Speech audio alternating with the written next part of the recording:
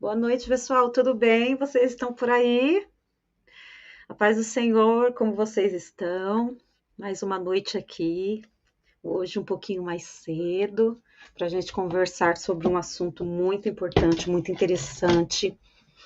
A nossa convidada, Thaís Amorim, ela é advogada e eu chamei a Thaís para participar aqui com a gente. Eu vou contar rapidinho como, tá? Eu já sabia de uma especialização de direito religioso. Eu conversei com a minha colega, que é advogada, Ana Cláudia, Pai Senhor Ana Cláudia, e ela tinha conhecidas do direito canônico. E aí, pelo que eu conversei com ela entendeu que o ideal seria o direito eclesiástico. E aí eu fui procurar, e eu encontrei a Thaís. Aliás, gente, para vocês terem uma noção, deixa eu ver aqui. Eu estava conferindo, estava ligado o microfone. Porque eu falo, o microfone está fechado. Ó, a Thaís é advogada, pós-graduada em processo civil, especialista em direito eclesiástico, inclusive precursora do tema aqui no Brasil. Autora do livro Manual Prático de Direito Eclesiástico, professora, palestrante. Gente, fala a verdade, eu escolhi a melhor para a gente conversar sobre esse assunto, né? Porque eu tenho muita curiosidade é, desse assunto. Quem mais procura ela? Os pastores, líderes, a membresia em geral? Quais os problemas legais mais comuns, né, que ela atende? Então a gente vai conversar por aí, tá bom? Vão falando para a gente se tá ok aí, a imagem, o som. Eu quero lembrar para vocês que agora a gente tem caixa postal, tá bom? Caixa postal 52.307, CEP 0800 140 972. Tá no meu nome, tá? Silvana Regina da Silva Filgueira. Tá no box aqui de informação, tá? Na descrição do vídeo tem essa informação. Tem também as redes sociais da nossa convidada, mas ela vai falar, tá bom? E enquanto vocês estão chegando, eu também vou falar aqui rapidinho sobre uma enquete que eu fiz no canal, tem 10 dias, tá? Não sei se vocês viram. Frequência nos cultos pós-pandemia. Eu perguntei, você voltou aos cultos com mais empolgação que antes da pandemia? A primeira alternativa. A segunda, voltou ao culto com a mesma regularidade e interesse de antes? Terceira pergunta, voltou ao culto? Não, terceira alternativa. Voltou aos cultos, porém desanimado, desanimada, quase que por obrigação?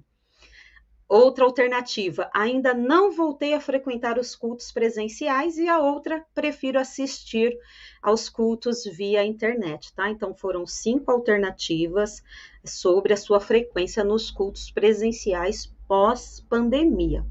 Veja bem, 6% das pessoas que responderam, 430 pessoas, 435 pessoas responderam essa enquete aqui no canal, e 6% dessas pessoas disseram que preferem assistir os cultos via internet, tá? Então, 6% de 435 pessoas preferem assistir o culto via internet, continuar como lá na pandemia. 8% dizem que ainda não voltaram a frequentar os cultos presenciais. Então, 8% das pessoas. 14% das pessoas que responderam essa enquete disse que voltou, né? Eles voltaram aos cultos, porém desanimados, quase que por obrigação. Um número considerável aí.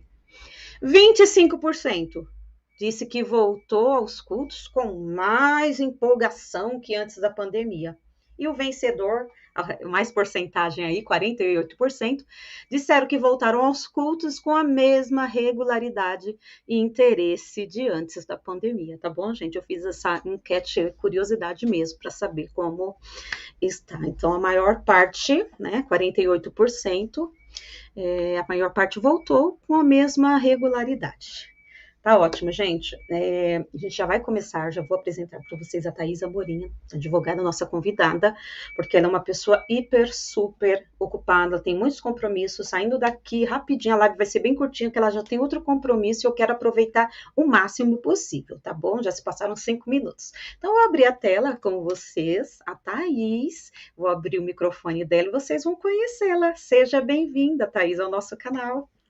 Olá, Silvana, boa noite. Muito obrigada pelo convite, é uma alegria estar aqui com vocês. Não conheço aí seu público, mas já me coloco à disposição. Eu sou, como você já comentou, eu sou precursora desse tema no Brasil. Há muitos anos atuo atendendo as entidades religiosas de uma maneira geral, né? E o tema acaba sendo muito amplo, principalmente na comunidade cristã evangélica, até porque somos um público bem grande no Brasil, né? Os evangélicos, os cristãos em geral, é um volume bastante grande. Então, acaba que é o maior número de interessados aí no tema, né? Embora o direito eclesiástico ele abrange aí todas as religiões, né? Mas é uma alegria poder falar com você, espero poder ser efetiva aqui, tirar as dúvidas aí do seu público e bater papo. Estou aqui para realmente trazer esclarecimento, faço isso há anos e fico feliz quando há interesse, porque ainda é um tema pouco conhecido, ainda é uma questão pouco explanada, pouco apresentada e pouco praticada da maneira que deveria, tendo em vista aí a grande prática da fé que temos aí no nosso país, né? Especialmente na área cristã. Então, estou aqui para falar com vocês sobre isso, estou à disposição. Tá ótimo, muito obrigada mais uma vez. Thaís, conta uma coisa, você frequenta, é membro de alguma entidade religiosa, alguma igreja evangélica? Conta esse histórico religioso seu. Você tem alguma religião? Então, eu sou cristã desde praticamente o berço, né? Desde 5 anos de idade, minha mãe me apresentou para o Evangelho e desde então eu sou cristã e sou membro de uma igreja evangélica, sim, frequento. Na verdade, sou pastora evangélica. Eu, apesar de não pretender misturar a minha vida espiritual com a minha vida profissional, quando eu falo de direito eclesiástico, não tem como. Esse, de fato, foi um grande diferencial, até para eu ser uma grande conhecedora do assunto, porque sendo cristã e sendo uma pessoa atuante numa entidade religiosa como pastora, que ministrava pregações e que cuidava de pessoas e que vivenciava a dinâmica aí das práticas religiosas, né? E até hoje, como até hoje, eu consegui ter muito conhecimento do que envolve a questão religiosa do ponto de vista prático e conseguir aí de uma maneira muito mais prática, portanto, aplicar no âmbito legal, porque sou advogada, sempre atuei com o terceiro setor, né? As entidades religiosas estão inseridas no grande grupo do terceiro setor, né? Dos 3 setores que a gente tem no nossa ordenamento legal, que é o primeiro, o segundo e o terceiro setor. Para quem não sabe, o primeiro setor são os órgãos públicos, o segundo setor são as empresas, né, comerciais, e o terceiro setor são todos aqueles que não têm finalidade de lucro, finalidade lucrativa. Então, a igreja sempre se encaixou nesse setor, que é uma área que eu sempre atendi. E aí, no âmbito dessa prática, vivenciando no dia a dia da minha vida religiosa os percalços que uma entidade religiosa vive, eu conseguia trazer de uma maneira muito mais clara na prática jurídica, né, as resoluções, as soluções, entendendo o que era vivenciar a doutrina, a religião, a prática da fé no âmbito da igreja, né, no âmbito dessa instituição jurídica estabelecida, né? Então eu conseguia trazer de forma mais clara a aplicação da lei. Esse, de fato, foi um grande diferencial, como eu disse, porque é muito comum eu ver advogados hoje em dia. Hoje eu dou aula para advogados, para contadores, para pastores, líderes religiosos, e eu percebo como tem advogado que se propõe a ajudar entidades religiosas sem o menor conhecimento da fé que é praticada ou do entendimento da prática da fé nas suas diversas subjetividades, porque falar de fé é muito complexo, né, Silvana? Fé, cada um tem a sua, cada um acredita no que quer, cada igreja tem uma doutrina, tem uma visão,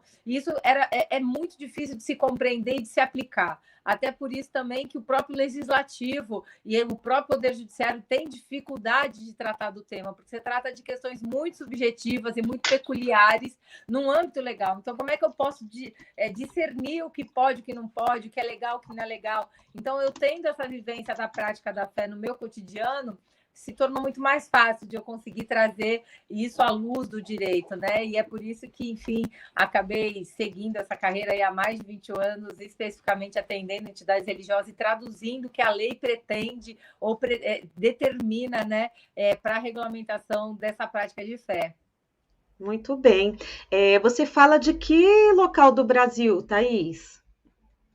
Eu falo de Santos, eu sou paulistana, eu tenho meu escritório sediado em São Paulo, porém eu tenho residência atualmente aqui em Santos, né, na cidade de Santos, Que gostoso. onde eu comando aí todas as minhas demais atividades. Tenho uma representação do escritório no Espírito Santo e tenho a sede em São Paulo e aqui em Santos, mas atendo o Brasil inteiro e também atendo igrejas e entidades religiosas e associações em outros países também, principalmente quando a gente fala de entidades missionárias ou que dão suporte a missionários ou que fazem missões ou ações sociais em outros países. Então, acabo que, até pelo mundo globalizado, né, que a gente vive hoje, com a facilidade da internet, meu atendimento é global, passeio aí por esse mundão todo falando e organizando entidades religiosas.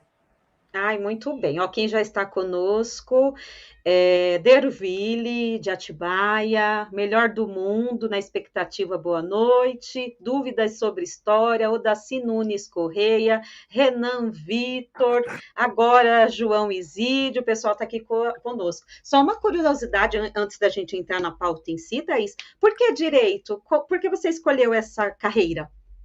Olha, na verdade, assim, eu gosto muito de escrever, eu gosto muito de humanas, sempre gostei, e eu tinha pelo menos 3 alternativas. Ou eu seria jornalista, ou trabalharia na área de comunicação, e aí eu pensei numa carreira que eu pudesse, de alguma forma, ter uma amplitude maior aí no campo de atuação. E direito me pareceu, na época, né, há muitos anos atrás, um caminho que me desse esse leque de opções. E foi por isso que eu decidi direito. Mas eu confesso que eu gostaria de fazer jornalismo, teria feito comunicação, porque eu sou bastante eclética, né? Apesar de trabalhar na área do direito, eu atendo, trabalho na área social, com projetos sociais, e eu gosto de uma diversidade de coisas, então eu acho que foi um caminho que Deus me proporcionou e que eu tenho muita alegria de vivenciar, gosto muito da área, mas também poderia ter feito outra coisa, né? Como disse, a diversidade faz um pouco parte da minha vida, assim, inclusive na área jurídica.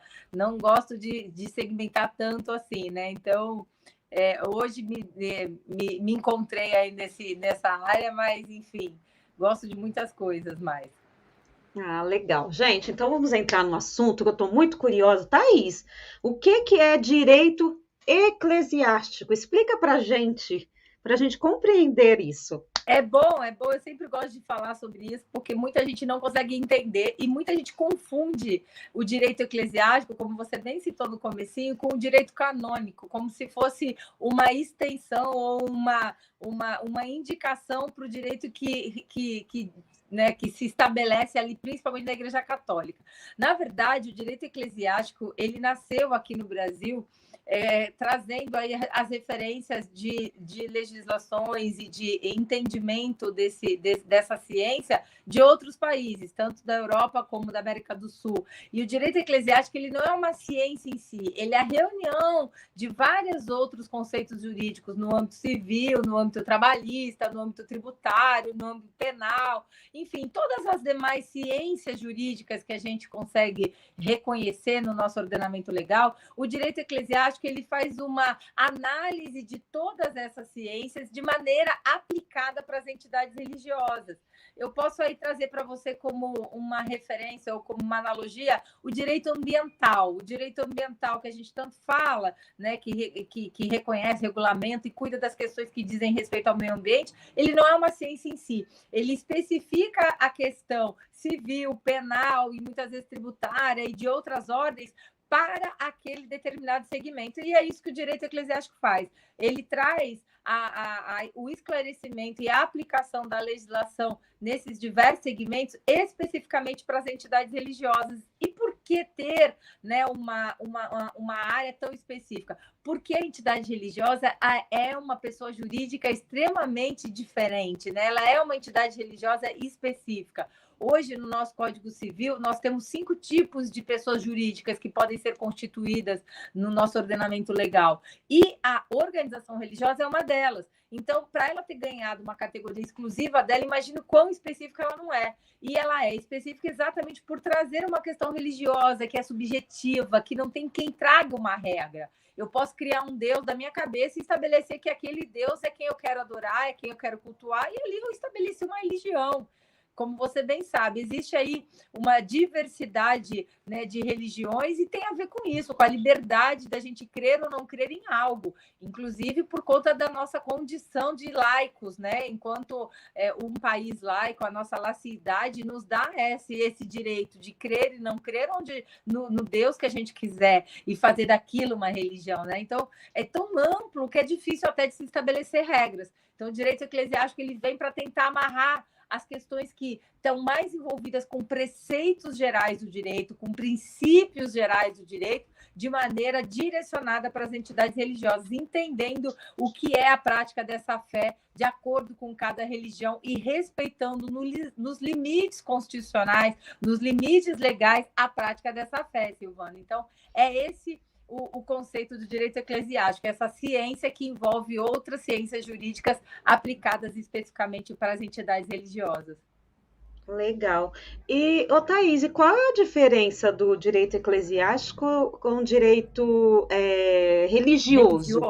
É que o direito religioso ele abrange questões que envolvem todo tipo de celeumas que dizem respeito à religião. Então, ele não se atém apenas à prática daquela entidade religiosa, digamos assim, às atividades, à atuação de uma igreja. Eu vou chamar de igreja. Tipo administração, administrativa, mais a parte administrativa, o eclesiástico? Na verdade, o direito eclesiástico ele é mais aplicado às práticas rotineiras da entidade religiosa, enquanto que o direito religioso ele abrange o direito à religião do cidadão, ele abrange as questões que envolvem a diferenciação das religiões, a questão, por exemplo, que se fala muito hoje, que é a intolerância religiosa, ele é amplo no sentido de tratar das questões religiosas, enquanto que o direito eclesiástico ele é focado na atuação do dia a dia, na prática daquela entidade religiosa enquanto um organismo que pode ser estabelecido legalmente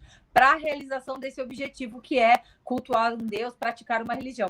Então, quando eu falo de direito eclesiástico, eu falo de uma atuação específica de uma entidade religiosa devidamente constituída, legalmente constituída. E quando eu falo de direito religioso, eu falo dessa questão mais ampla, que envolve o direito à religião, que envolve a liberdade religiosa de maneira ampla, que envolve a diversidade religiosa e tudo aquilo que diz respeito à religião em si, e não à igreja. Entende que são duas coisas diferentes? A religião está dentro da igreja e a gente, no direito eclesiástico, vai tratar da igreja. É claro que vai trazer a conotação e o entendimento da religião e do direito religioso, mas sempre aplicada para a atuação dentro do segmento igreja.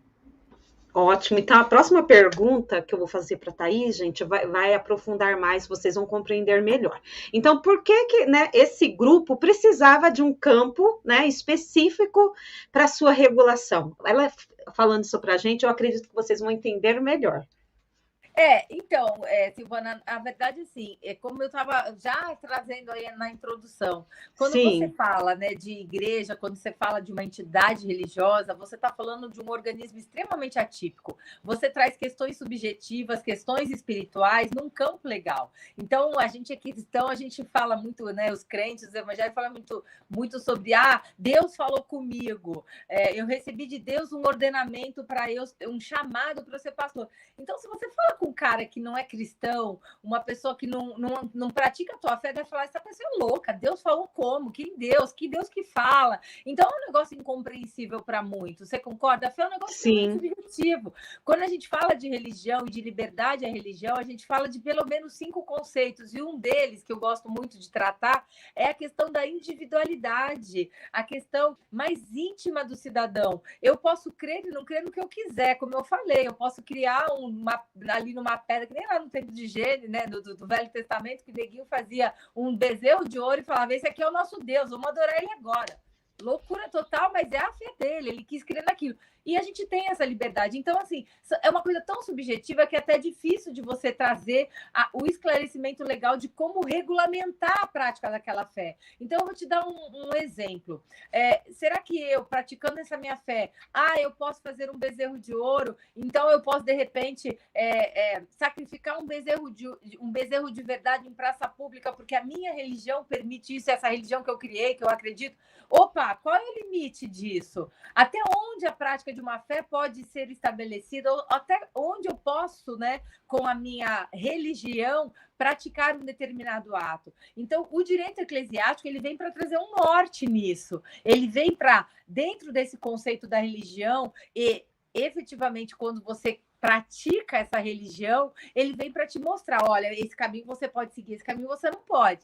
Então, o direito, né, individual de cada um de crer e não crer é um que o direito eclesiástico vai trazer, né, para uma regulamentação. Além desse direito, a gente fala muito, né, dentre esses cinco conceitos da liberdade religiosa, é o direito de se agrupar para praticar essa religião. Então, quem vai regulamentar esse agrupamento de pessoas? Quem é que vai dar direcionamento para esse ajuntamento de pessoas? A lei tem que fazer isso. E quando a lei não é clara, o direito eclesiástico interpreta a legislação de forma ampla para poder direcionar.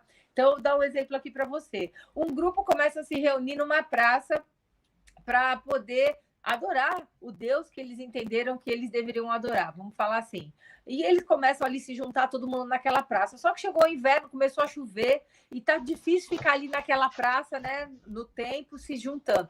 Aí alguém tem uma ideia, por que a gente não aluga um salãozinho para a gente se reunir todo mundo junto num lugar aconchegante? Ah, tá bom, mas quem é que vai alugar esse lugar? Vai ser em nome do quem? Do João, da Maria, da pessoa que está liderando? Ah, não, mas eu não posso assumir sozinho isso, porque isso aqui não é meu, isso é nosso. E aí você começa a perceber que existe a necessidade de se estabelecer uma representatividade para aquele grupo.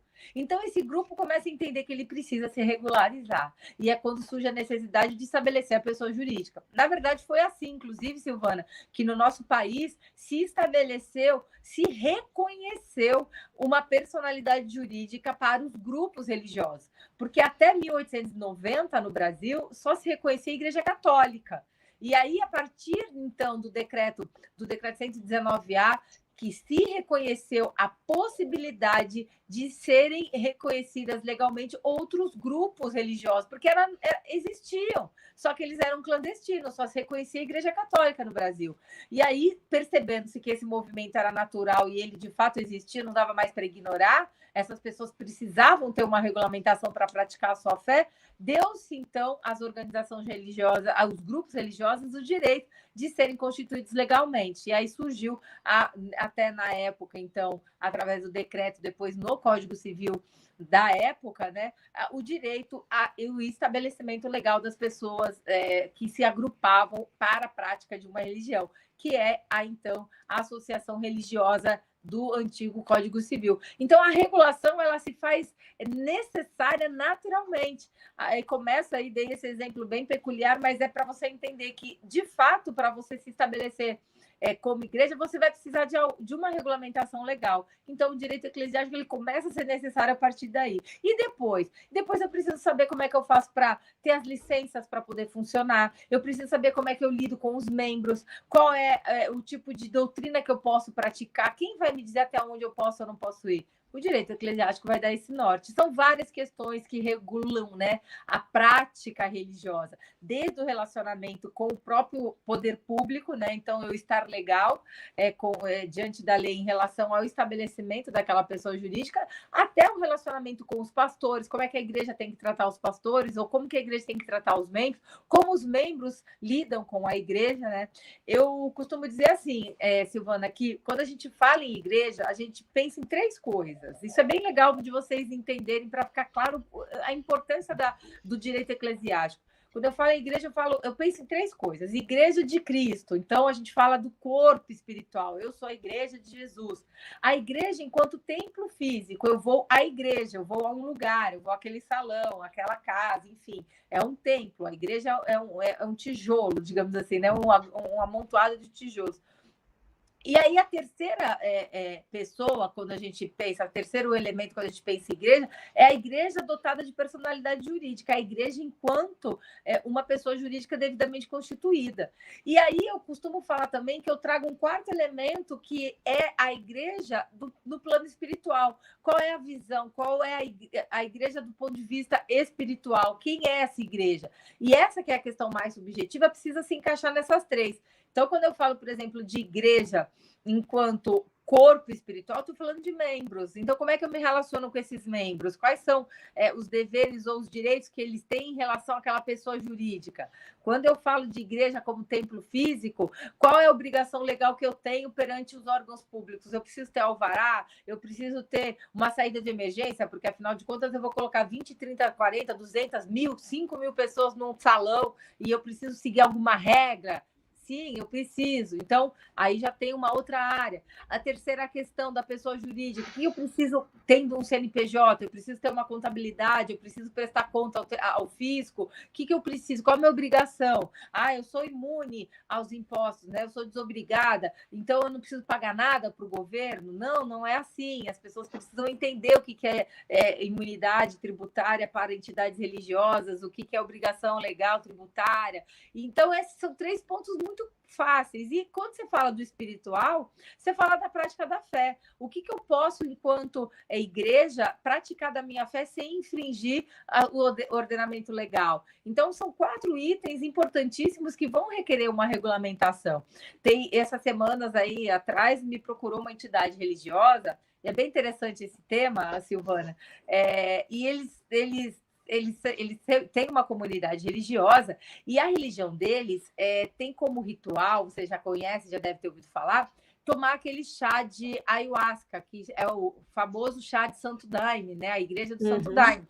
E eles entendem que aquilo para eles é a prática de fé deles, é a religião deles. E eles queriam a minha assessoria para poder estabelecer legalmente, entendendo que tomar aquela substância é uma prática que pode ser considerada legal por ser religiosa. Só que o grande cerne aí da questão para essa entidade religiosa é se esse chá, de fato, ele é legal ou se ele é considerado uma droga, se ele é alucinógeno, né? Por que isso? Porque no nosso país a gente é proibido de usar substâncias alucinógenas. Então, aí a gente já teria um entrave, né, no que diz respeito à legitimidade da prática dessa religião. Até pouco tempo atrás, por exemplo, era proibido fazer sacrifício de animais vivos. Então, tem uma determinada religião, se eu não me engano é a Umbanda, que faz sacrifícios com galinha, enfim, não lembro qual é exatamente o animal.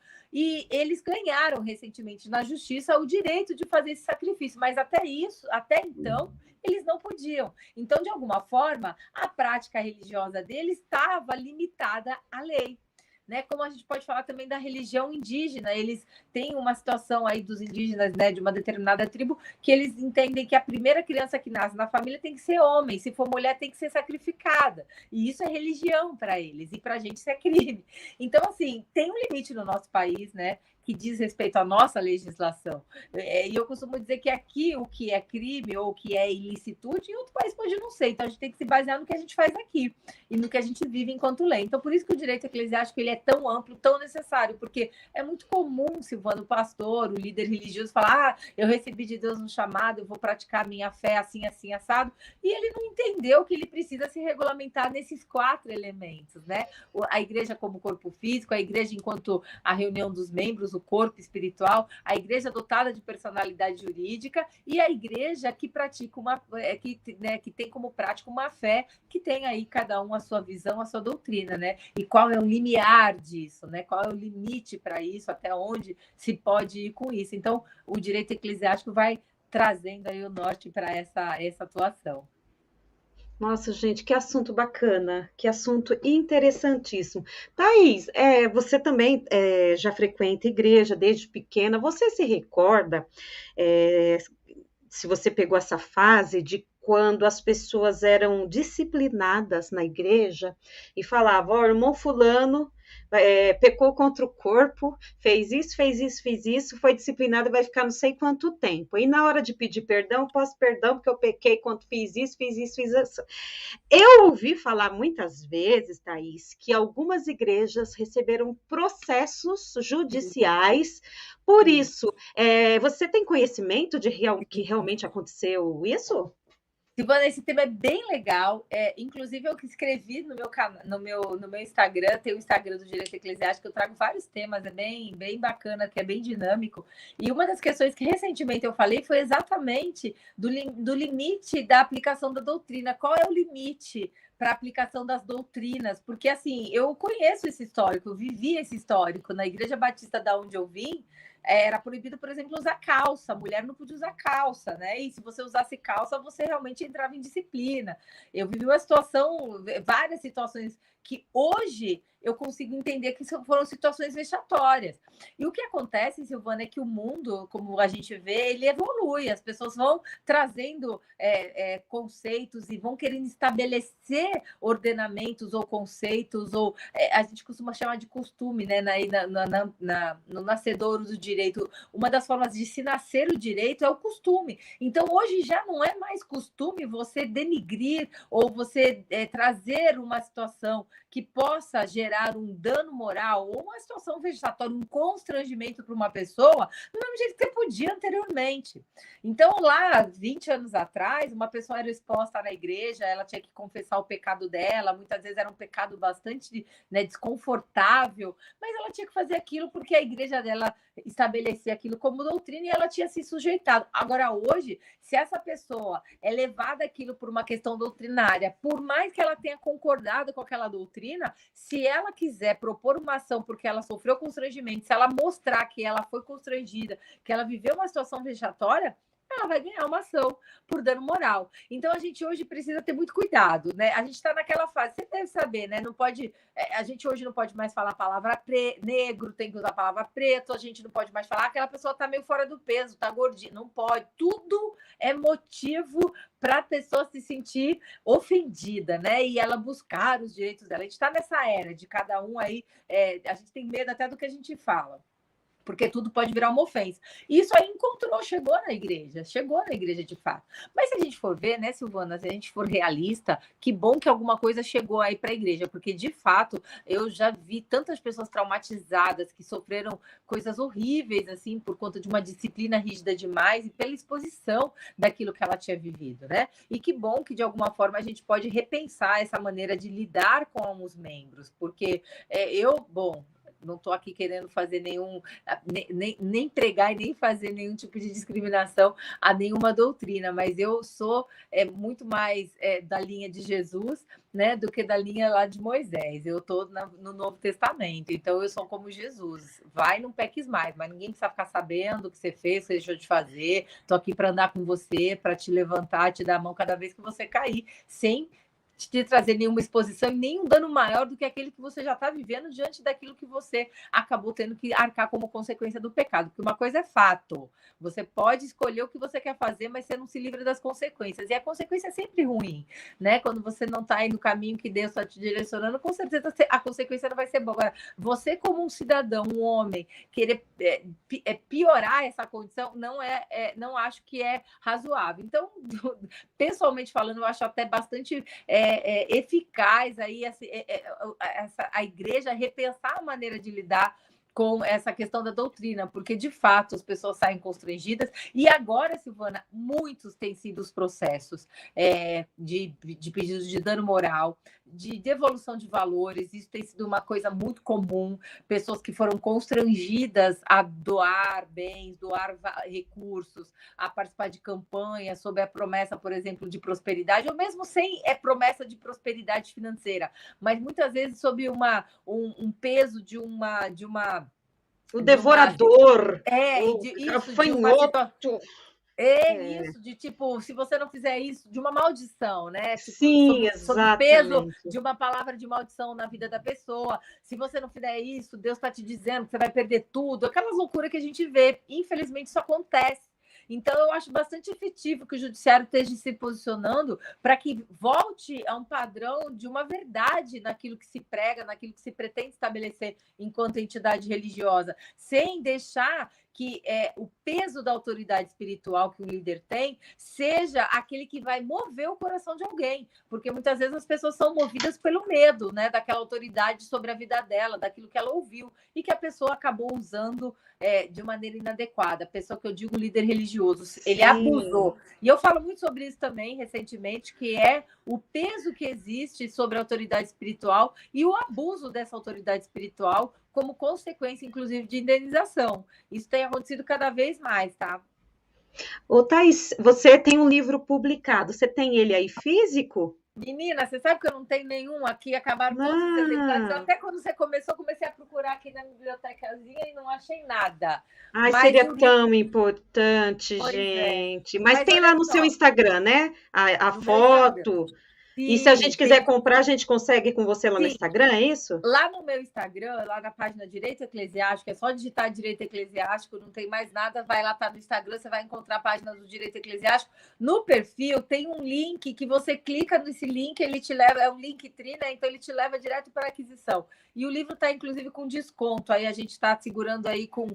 A gente não, né? A editora, isso aí tá com a editora. Mas a meu pedido, ela reduziu o valor, a editora reduziu o valor, então tá 50% do valor de capa. E esse livro, Silvana, ele já está na terceira edição, ele é uma edição novinha, foi publicado, eu atualizei ele ano passado, então ele está com informações fresquinhas, novinhas. Ele é um manual bem prático, com, se eu não me engano, 18 ou 19 capítulos, não tenho certeza, e que traz temas bastante práticos, bastante assim, fáceis de se compreender. Então, por mais que ele seja um livro teoricamente jurídico, ele é um manual mesmo para quem é líder religioso, para quem é administrador de uma igreja, e ele traz uma clareza dentro de um conceito, né, jurídico amplo de questões bastante necessárias para a regulação e a organização legal de uma entidade religiosa. Então, assim, eu super aconselho a todo líder religioso que de fato quer ter uma igreja regular, que ele tenha esse manual para consulta. Ele é um livro de consulta, ele não é um livro de leitura dinâmica, assim, tipo,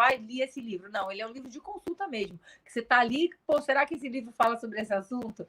E aí também, Silvana, eu queria até aproveitar para te falar que eu faço cursos assim constantemente. Esse ano eu não tinha feito nenhum curso e agora em setembro eu estou abrindo semana que vem, ainda se der tempo, de repente ainda essa semana a gente vai lançar as inscrições para um novo curso. É um curso bastante completo, é um curso de 2 dias, é um curso que vai ser numa quinta e numa sexta-feira, se eu não me engano, acho que é dia 8 e 9 de setembro, com 12 temas, 12 aulas práticas, bastante dinâmicas, onde eu vou responder perguntas ali né? Esse curso vai ser presencial e a pessoa também pode assistir online, então a gente vai estar respondendo as dúvidas na hora. E ele vai falar de tudo que envolve a administração legal de uma igreja, de uma entidade religiosa. Então, assim, uma oportunidade aqui para esse ano. Eu não vou dar outro curso esse ano, então, se você quer aprender mais sobre o direito eclesiástico, se você é líder religioso, se você é pastor de igreja, se você é administrador, ou se você é advogado e advoga, ainda que voluntariamente para a igreja, porque isso acontece muito advogado, a maioria das igrejas, quando precisa de um advogado, óbvio, acaba chamando alguém da igreja. Só que essa pessoa geralmente não é da área de direito eclesiástico. A gente tem poucos ainda advogados Exatamente. que conhecem a área. Por isso que eu dou curso para advogado, para ensinar advogado a trabalhar nessa área. Muitas igrejas, infelizmente, elas são prejudicadas porque contam com advogados que não entendem nada de direito eclesiástico e acabam dando diretrizes que não são aplicadas para igrejas, fazendo a igreja errar mais do que acertar. Infelizmente. Então, é assim, um grupo bastante grande de advogados que são, inclusive, como eu disse, voluntários, né, de igrejas, me procura. Eu dou mentoria, eu dou cursos específicos, dou pareceres para poder direcionar esse profissional, mas não só advogados, como contadores e como gestores, né? Então, é um curso assim que eu já há anos tenho feito, todo ano eu reciclo, todo ano eu atualizo algum tema. Esse ano, por exemplo, a gente vai falar um pouquinho sobre abuso de autoridade espiritual, a gente vai falar sobre LGPD, como que eu faço isso no ambiente cristão. Então, são coisas assim bastante importantes para a igreja conhecer. Então, fica ligado lá no site Direito, também tem um site que é Direito Eclesiástico e tem o Instagram Direito Eclesiástico, que estão todas as informações lá. Perfeito, gente. Nós temos ainda 20 minutinhos. Eu tenho 3 perguntinhas para a Thaís. Mas antes, eu vi aqui no chat que tem um aluno meu. Eu sou professora de História de Escola Pública da Prefeitura de São Paulo. E tem um aluno meu aqui, Brian Braga. Tudo bem, Brian? Falou, aí, professora, qual é a boa? Manda um salve aí. Ah, que interessante. Obrigada, viu, Brian? Obrigada por estar aqui conosco. Bom recesso para você. Bom finalzinho de recesso.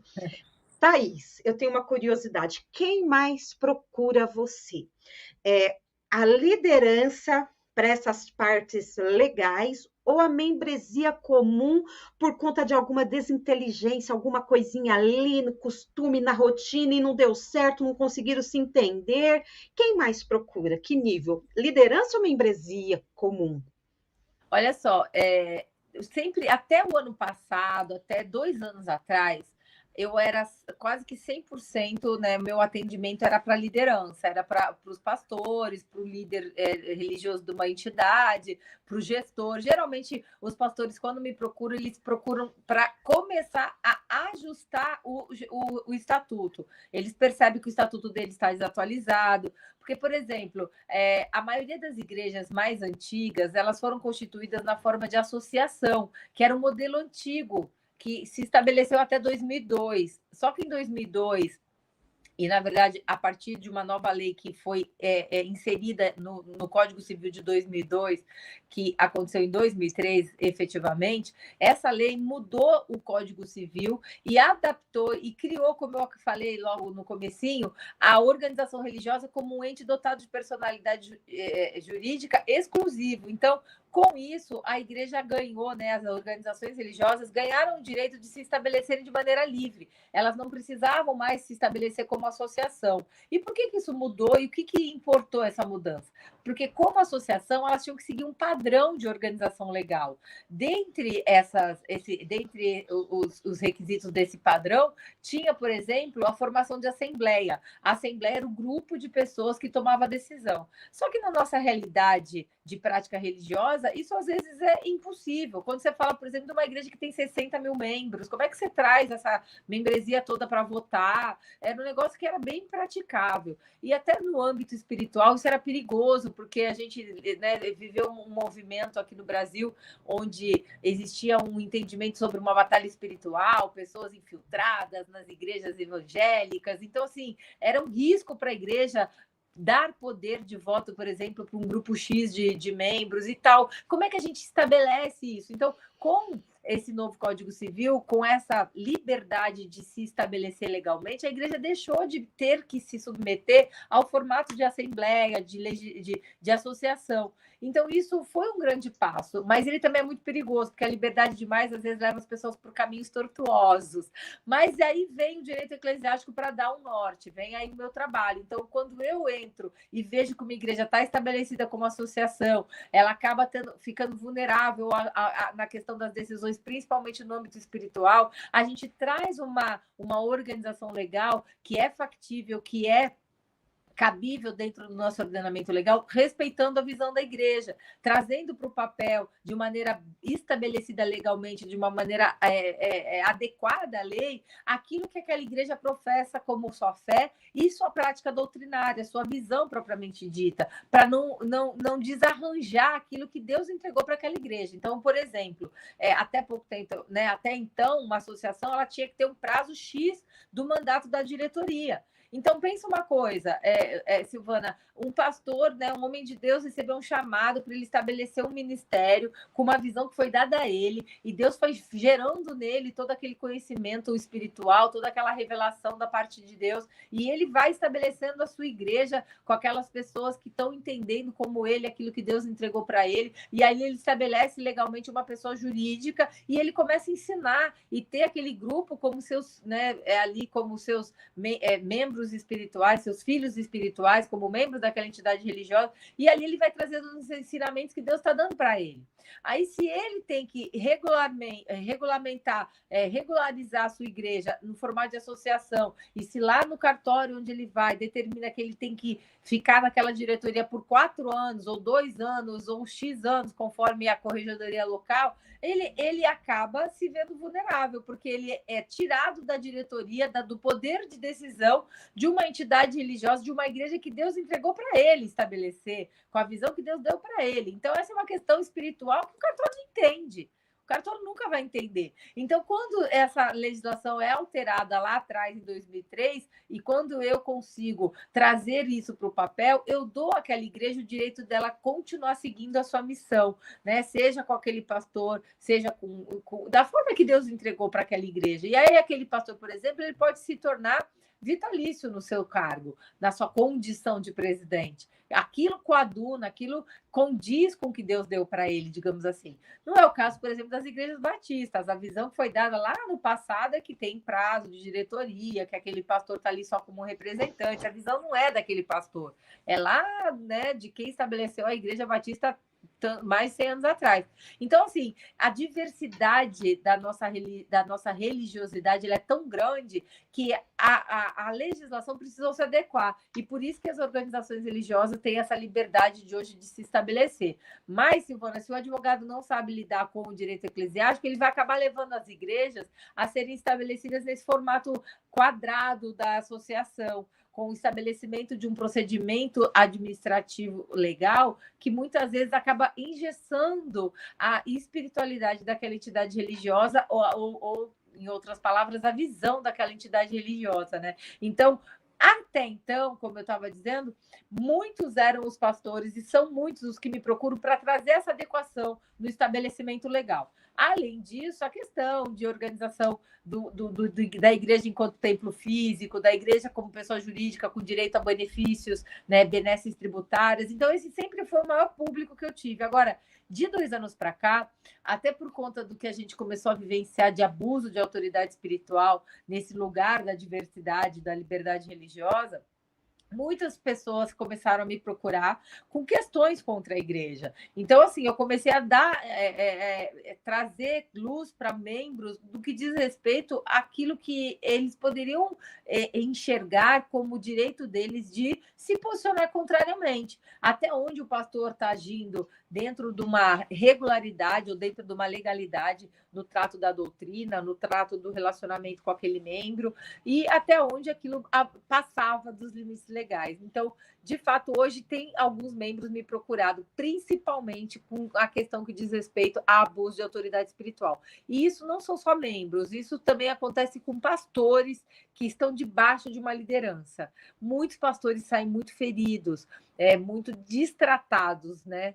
Não falo nem maltratados, eles realmente distratam, eles não falam mais com aquele pastor, eles abandonam, seja porque o pastor não está mais concordando com a doutrina, seja porque o pastor de alguma forma infringiu algum regimento interno, seja porque o pastor caiu em pecado, seja qual for o motivo, a grande maioria das entidades religiosas acaba tratando o pastor do mesmo jeito, ele faz um X naquele pastor e exclui ele de todos os seus relacionamentos, deixando o pastor, inclusive, sem condições financeiras de lidar com a sua vida, com a vida da sua família. E muitas vezes esse pastor viveu 15 anos em prol dessa entidade religiosa, né? E na hora dele passar por uma dificuldade, seja ela no âmbito espiritual, seja qual for, a igreja simplesmente corta aquela pessoa e, não, você não tem relação. E de fato não tem vínculo de trabalho, então eu não tenho nenhum dever para com você, enquanto um pastor que estava aqui doando o seu tempo, por mais que você tenha uma remuneração. Ok, não há um vínculo de trabalho, e eu sempre falo isso.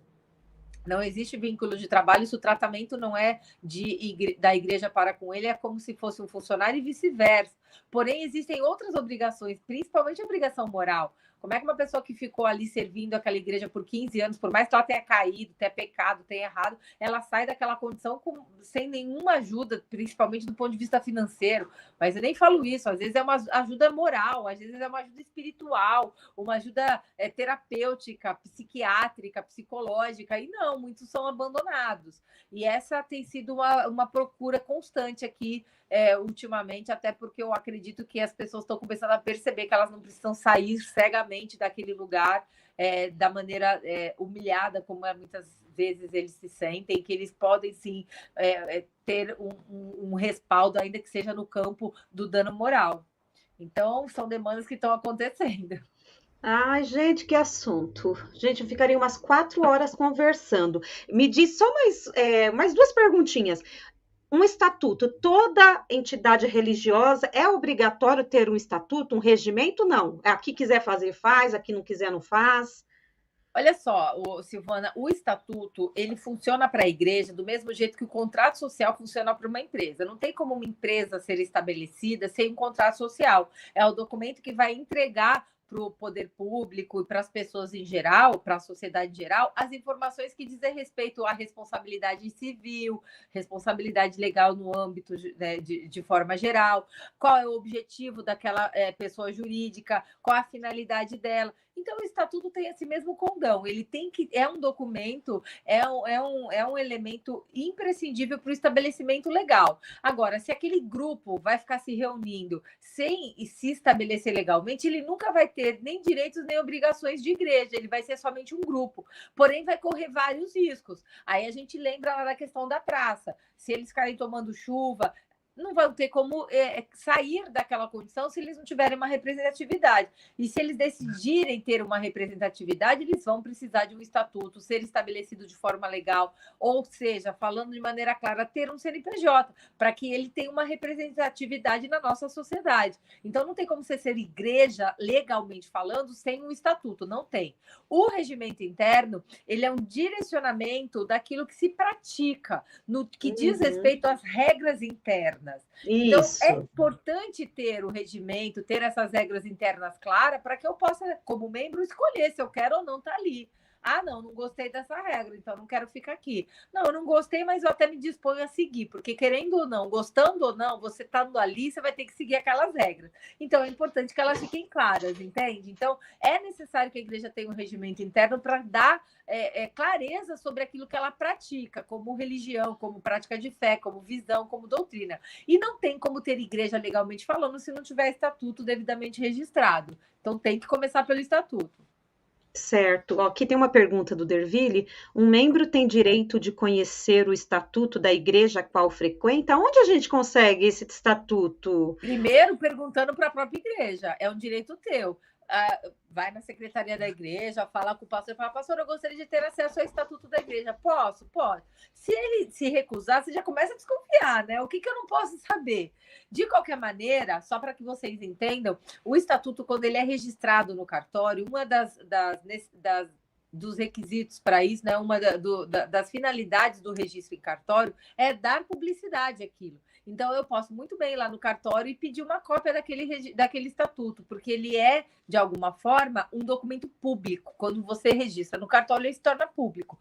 Por isso que a gente leva a registro, para dar publicidade. Então, a igreja, se não fornecer, você pode chegar lá no cartório onde aquela igreja for registrada e pedir uma cópia. Agora, como é que eu sei onde essa igreja é registrada? Uma dica é você buscar o cartório mais próximo, porque tem a circunscrição, né? Então, tem lá a região que atende aquele determinado endereço. Então, se eu estou aqui na rua A, do bairro X, da cidade de São Paulo, eu vou lá no cartório de registro de documentos mais perto, que provavelmente é ali que vai estar registrado. Se não for ali, é provável que aquele cartório te indique onde é, porque tem aí o limite, né? Eu não posso registrar em qualquer lugar. Eu tenho a região devida e o cartório que atende aquela determinada região. Então é isso. Se a sua igreja não tem estatuto registrado, já está mais do que na hora de se registrar, porque estar com uma porta aberta para o público em geral, para que eles possam participar de um culto, requer que, de qualquer maneira, seja estabelecida legalmente aquela pessoa jurídica. Quando você abre a porta de um lugar para receber pessoas, você está colocando aquelas pessoas, de alguma maneira, sob a sua responsabilidade. Se cair um teto, se pega fogo, qualquer situação ali, a responsabilidade vem para aquela pessoa que abriu as portas. E aí, se você não tem a pessoa jurídica estabelecida, muito provavelmente aquela situação vai recair sobre aquele que é o titular da locação, por exemplo, além do pastor titular que se apresenta fazendo ali a pregação, a ministração, a reunião em si. Então, quando você tem a igreja já devidamente constituída, você leva toda essa responsabilidade para a igreja. E é isso que deve ser feito. Qualquer pessoa jurídica estabelecida que receba pessoas, qualquer igreja, né, qualquer grupo religioso que receba pessoas de portas abertas para o público em geral, ela tem que ter um CNPJ, ela tem que ser estabelecida legalmente, porque se ela não tiver, ela está irregular. A começar ali com a própria prefeitura local, com o município, que tem regras de funcionamento, essa coisa da segurança mesmo, quantas pessoas podem entrar e sair desse ambiente, qual o tamanho da porta para caso pegue fogo, se o teto, né, não vai cair na cabeça de ninguém, se a construção está legal. Então, isso é uma obrigação de qualquer pessoa jurídica. Você vai estabelecer, você vai montar uma quitanda, você vai precisar ter alvará, você vai precisar ter o certificado do Corpo de Bombeiros. Então, isso acontece com a igreja também. Eu reuni um grupo ali, né? Eu estou com 20 pessoas, não importa. Você abriu a porta para a rua, você está recebendo qualquer pessoa ali, então você tem que estar regular diante das regras locais ali de funcionamento. Então, sem estatuto você não consegue. Tá, então as igrejas regulares têm seu estatuto, né? Sim. Ok. Mas o regimento interno não é obrigado legalmente? Não é. Não tem na legislação a obrigação de você ter o regimento interno. Aí pode meio que tudo meio ali subjetivo. Não, é que aqui a gente acredita que a Bíblia, vamos supor, alguém foi disciplinado porque foi numa outra igreja que não era para ir, mas não está previsto, não tem um regimento, não está previsto. E aí o pastor ainda assim pode fazer isso? É nesse sentido, eu estou recebendo muita coisa nesse sentido. Porque onde não há lei, não há crime. É nesse sentido, você entendeu? Entendeu? Sim, e aí? É o seguinte, não é ilegal, não é irregular você não ter um regimento. Só que eu vou te dizer uma coisa, se você não tem um regimento, você fica suscetível às consequências de não estabelecer claramente a sua lei. Então, eu vou te dar um exemplo para você ver a importância do regimento interno. Eu sempre dou esse exemplo nos meus cursos. É uma situação real. 2 casos muito parecidos. 2 igrejas se negaram a fazer o casamento de 2 casais. Uma dessas igrejas se recusou por uma determinada situação, a menina estava grávida e a igreja tinha como doutrina não casar ninguém que tivesse caído em pecado, porque se ela estava grávida, porque tinha caído em pecado, tinha se relacionado sexualmente antes do casamento, e não vou fazer o seu casamento. A pessoa não teve o casamento realizado, entrou com uma ação contra a igreja e essa pessoa ganhou a ação. Aí eu vou te falar por que ela ganhou a ação. Ela ganhou a ação porque a igreja não provou que pelo regimento interno, não provou que a doutrina determinava que não podia fazer casamento de quem tivesse caído em pecado. Então, pela falta do regimento interno, a igreja perdeu a ação e teve que pagar uma indenização, entendeu? Então, não é ilegal, só que você gera um problema se você não conseguir provar que, de fato, aquela era a doutrina. A pessoa falou, eu nunca soube, você nunca me trouxe essa informação de maneira clara. De fato, não estava claro porque não tinha no regimento, não existia um regimento. Uma outra igreja, a pessoa também teve o seu casamento negado, e aí, o que aconteceu? No dia antes, como que foi isso? Num dia antes do casamento acontecer, ela entrou com uma ação e ela conseguiu uma liminar para que o pastor fizesse a realização do casamento. O pastor, mediante essa liminar, no dia seguinte, fez o casamento, não deu tempo dos advogados atuarem, porque do sábado está tudo fechado, ele realizou o casamento. Parece que a pessoa, se eu não me engano, nesse caso, ela estava casando com um ímpio, uma pessoa que não era cristã, não era da igreja, não era convertida, e lá a igreja dizia que não, que só ia fazer casamento de quem era membro da igreja ou era cristão, não lembro exatamente, mas tinha essa situação de ele estar em desacordo com a doutrina. Mas o pastor foi obrigado a fazer o casamento porque a pessoa entrou com uma ação e conseguiu uma liminar. O que aconteceu? O advogado, então, apresentou a defesa e fez um pedido contraposto. Quem é advogado sabe o que é isso, é você não só responder, mas em razão daquele pedido, também fazer um pedido, e a igreja acabou entrando com uma defesa, provando que o seu regulamento interno não permitia esse tipo de casamento, e, além de tudo, pediu uma indenização por ter sido obrigada a fazer o casamento infringindo a sua própria fé. E sabe o que aconteceu? A igreja ganhou. E a igreja ganhou e a noiva foi condenada a pagar, os noivos foram condenados a pagar uma indenização de 50 mil reais para a igreja, porque o pastor foi obrigado a realizar um casamento que infringia a sua fé. Entenderam? 2 casos aí, sim. Fica claro a importância do regimento. A lei não te obriga a ter, mas a situação te obriga, se você quiser evitar demandas, inclusive no âmbito judicial, entende? Ai, gente, olha, vocês vão ter que participar do curso da Thaís. Thaís, vamos para as considerações finais, aí você já reforça como que o pessoal entra em contato com você para o livro, para o curso. Gente, que assunto maravilhoso. Fala, Thaís. Olha só, Silvana, eu vou te falar uma coisa. Se a gente pudesse, eu ficava horas falando, porque tem tanta coisa que as pessoas ficam surpresas, que ela fala, nossa, é verdade, eu nunca tinha pensado assim. Nossa, é verdade. Tudo que a gente vai trazendo, que eu falo no curso, acaba sendo uma situação que eu vivi empiricamente. São situações que passaram pela minha vida, seja porque eu já fui membro de igreja, seja por... Não, mas porque principalmente eu atendi muitas igrejas que traziam demandas que eu falava, você tinha que ter feito isso, você deve fazer dessa forma. Então eu costumo falar nos cursos que tudo que eu ensino são situações reais, que alguém já passou por isso. E aí nada melhor do que você ouvir e aprender com quem já viveu para não cair no mesmo erro, né? Então, assim, o curso ele é bastante amplo, ele é bastante dinâmico. Para você ter uma ideia, eu aguço assim, né, o entendimento das pessoas da importância de se conhecer esse tema, trazendo algumas questões.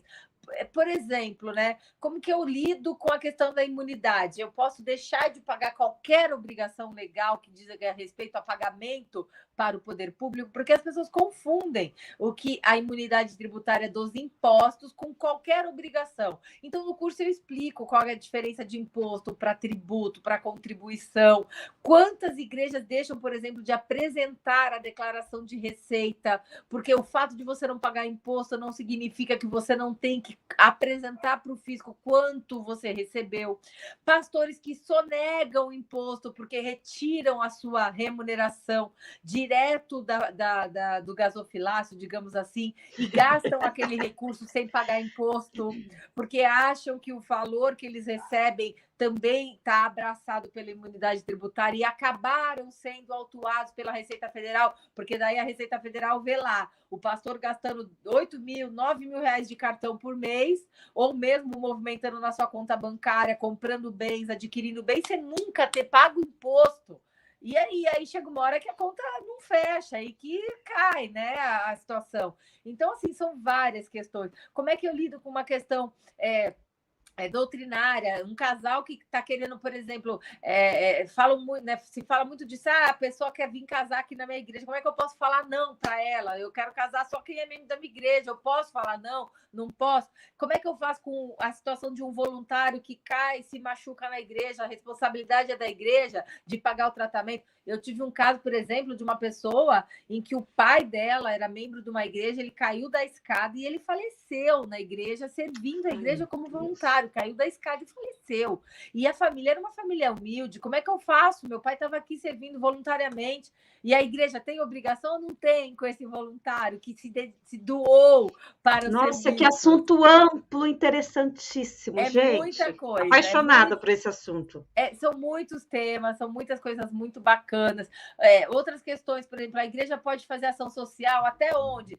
Uma questão muito recorrente, tá, Silvana? A igreja pode levantar uma oferta para ajudar financeiramente um membro da igreja que está passando uma necessidade. Como é que eu lido com isso? A igreja pode vender produto para poder arrecadar mais valores. A igreja tem que emitir nota fiscal. A igreja tem que pagar imposto dos produtos que ela vende. A igreja pode dar curso, é legal a igreja viver dando curso. Até onde a igreja pode viver dando curso, fazendo seminário, ganhando dinheiro com isso?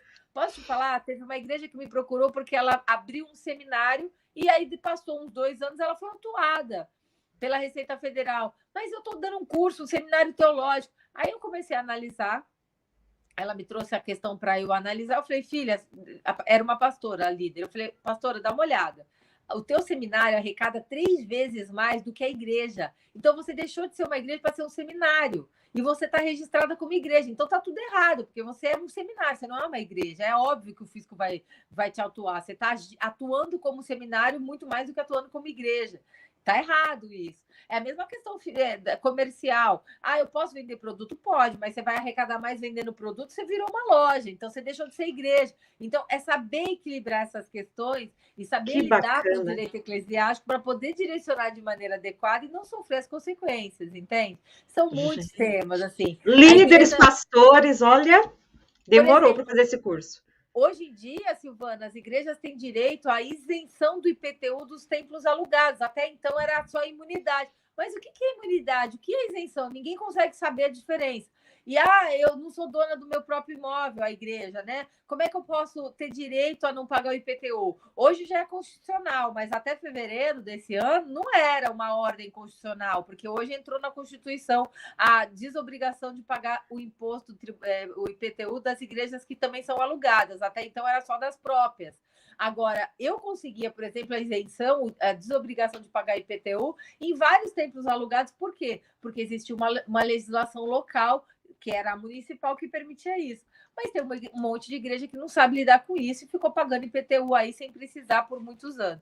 E várias outras situações, Silvana. De fato, o curso é muito rico, é uma oportunidade bem legal até agora, em setembro. Eu faço isso com amor, porque é um tema que eu gosto muito, então eu gosto de ensinar. Quanto mais pastores e advogados puderem aprender, melhor. Digo que eu não sei quando terá outro curso, esse ano com certeza não terá mais, e ele tem sido realmente um divisor de água para todos aqueles que já passaram por esse curso, porque abre assim a mente de uma tal maneira que é assim bem produtivo e bem gratificante.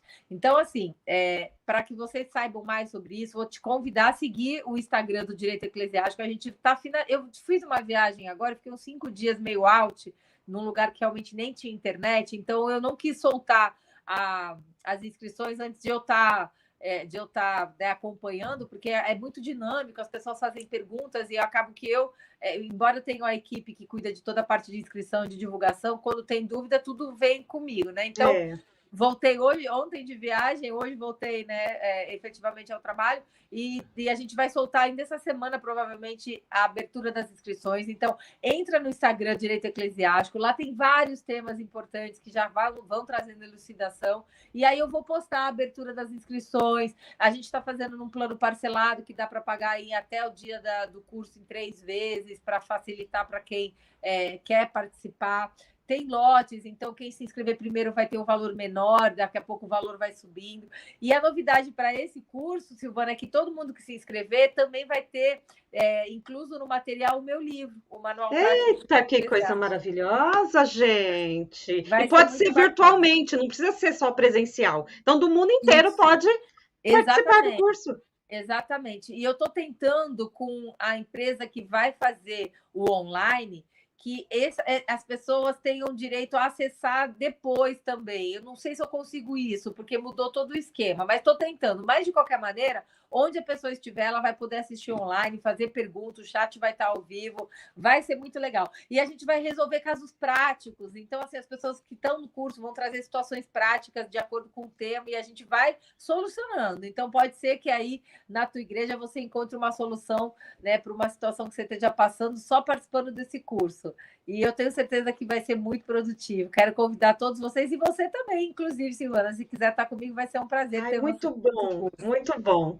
Obrigada, Thaís, muito obrigada. Pessoal, eu sei que vocês deixaram várias perguntas, mas a Thaís tem um outro compromisso. Aliás, a gente já passou do horário, tá bom? Me desculpa, mas entra lá no Instagram dela e aí vocês conseguem conversar com ela, participar do curso, tirar dúvidas, tá bom? Deus abençoe, Thaís, Deus abençoe o pessoal que está aí no chat e até a próxima live, até o nosso próximo encontro. Deus abençoe todos vocês. Fiquem com Deus.